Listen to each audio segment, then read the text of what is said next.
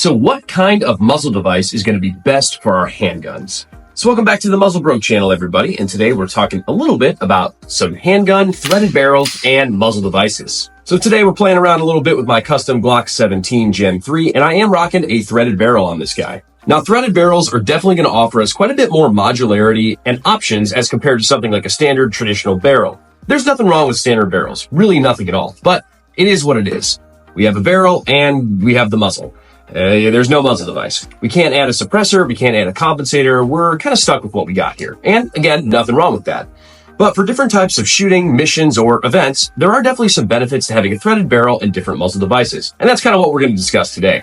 So we're going to start with arguably the most common muzzle device we have on our handguns. And that's going to be this little guy right here, a little compensator. So this one specifically is the Griffin Armament Carry Comp, a pretty small compensator that we could add to our threaded barrels, but one that definitely does reduce some muzzle flip and recoil while we're shooting.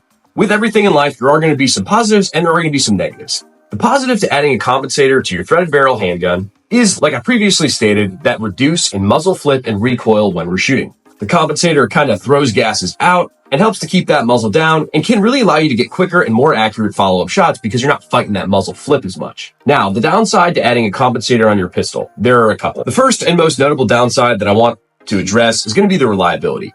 Now, with the Griffin Armament Carry Comp, I actually really haven't had much reliability issues with it. But sometimes with bigger compensators that are going to divert more gas, you actually are going to have to start messing with recoil springs and decreasing the recoil spring weight so that when you fire the weapon, even despite the compensator taking off some of the gas, the slide has enough energy to actuate and cycle the next round reliably. For some of the more bigger, ridiculous compensators like this one, I'm rocking on the P226 Zev here, you absolutely will have to start messing with recoil springs. I added this compensator to this handgun, tried to run the stock recoil spring, and I was getting jam after jam after jam, no bueno. So reliability is definitely going to be a concern. Just make sure you're using your compensator with an appropriate recoil spring if needed. One of the other major downsides to running a compensator on your pistol is going to be muzzle flash and concussion.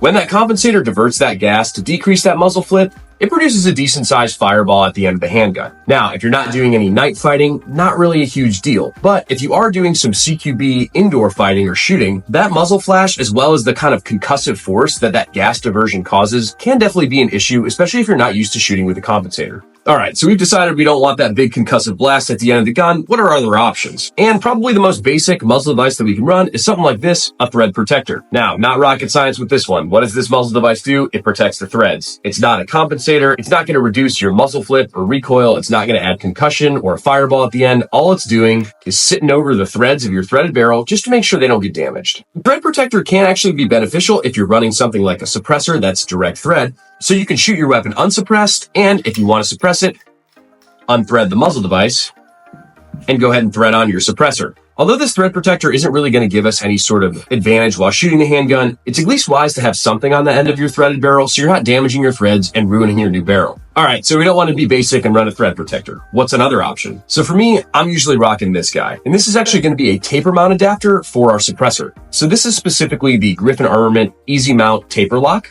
that I use in conjunction with this Bushwhacker 46 suppressor. Now, this muzzle device on its own doesn't really do anything. Kind of the same thing as the thread protector. It's not giving me any compensation. It's not reducing muzzle flip. It's not reducing recoil. All it's really kind of doing at this point is protecting the threads. But if we decide that we do want to shoot this suppressed, all we got to do is put our suppressor at the end of this muzzle device and just give it a few turns to the right.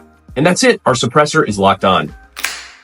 Now, obviously, this suppressor is pretty big. It's not specifically designated for handguns, but I do use this suppressor with everything, and it does work very well on something like this, a Glock 17. The reason why I'm running the muzzle device along with this suppressor is because with suppressing pistols, you actually can get something called walk-off with the suppressor if they are direct thread. Basically, what happens is while you're shooting, when the slide's actuating, it can kind of shake up and unbreak the threads that you have locked on when your suppressor is directly threaded to the handgun. And with each shot, that suppressor can walk off a little bit, making it a little bit less stable on the end and can lead to something like a baffle strike. And you don't really want to screw up your suppressor or your baffles. But when we're running something like this, a taper mount device, the suppressor actually connects to the tapers here.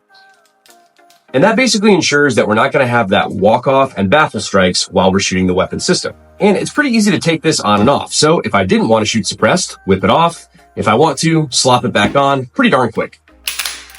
So that's kind of the beauty of having a threaded barrel with your weapon system, is you can really kind of mix and match and configure your weapon to what you need it to be for a specific purpose. If our goal is to reduce muzzle flip and recoil as much as we can, definitely run a compensator. If we just kind of want to have the threaded barrel and have the option to add a comp or a suppressor, run a thread protector, make sure you don't damage the threads. And if you want to use something like a suppressor at the end of your weapon, you can either direct thread that suppressor right to the threaded barrel, or kind of have a fancy taper mount like I do here. Definitely positives and negatives to each choice of muzzle device, but they all are kind of cool in their own little way. And at least having that threaded barrel as compared to the standard barrel here really gives us the option to play around, have a little bit more fun, and have a little bit more of a mission configurable handgun. Alrighty guys, you let me know down in the comments what muzzle device of these is your favorite. What are you running on your handguns? And if you like this kind of content, please hit me with subscribe. I would really appreciate it. If there's ever anything y'all want me to chat about, you let me know down below.